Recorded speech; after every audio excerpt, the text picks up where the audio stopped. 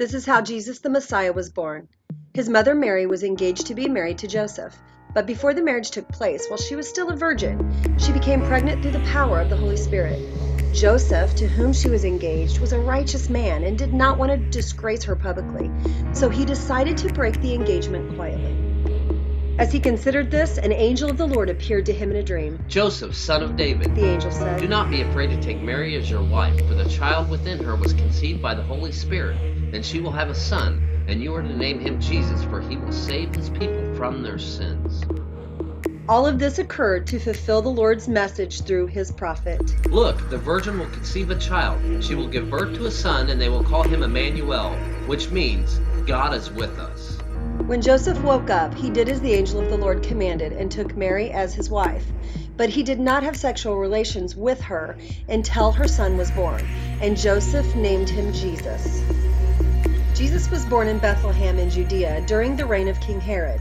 About that time, some wise men from eastern lands arrived in Jerusalem asking, "Where is the newborn King of the Jews? We saw his star as it rose, and we have come to worship him." King Herod was deeply disturbed when he heard this, as was everyone in Jerusalem. He called a meeting of the leading priests and teachers of religious law and asked, Where is the Messiah supposed to be born? "In Bethlehem, in Judea." They said, for this is what the prophet wrote. And you, O Bethlehem, in the land of Judah, are not least among the ruling cities of Judah, for a ruler will come from you, who will be the shepherd for my people Israel.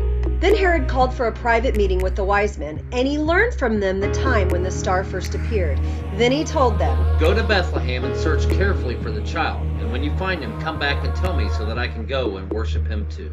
After this interview, the wise men went their way, and the star they had seen in the east guided them to Bethlehem. It went ahead of them and stopped over the place where the child was. When they saw the star, they were filled with joy. They entered the house and saw the child with his mother Mary, and they bowed down and worshipped him. Then they opened their treasure chest and gave him gifts, gold, frankincense, and myrrh.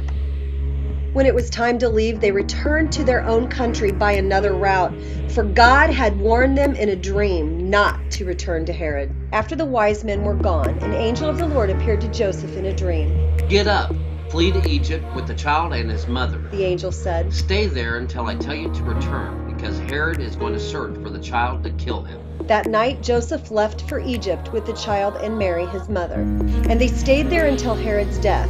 This fulfilled what the Lord had spoken through the prophet.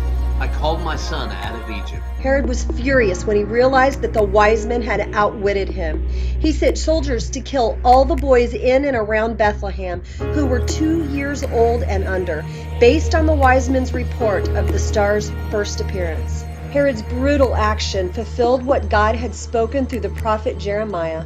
A cry was heard in Ramah, weeping and great mourning.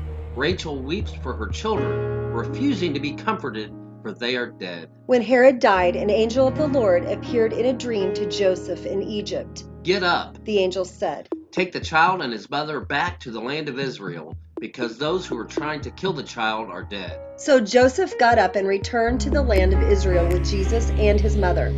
But when he learned that the new ruler of Judea was Herod's son, Archelaus, he was afraid to go there. Then, after being warned in a dream, he left for the region of Galilee. So the family went and lived in a town called Nazareth.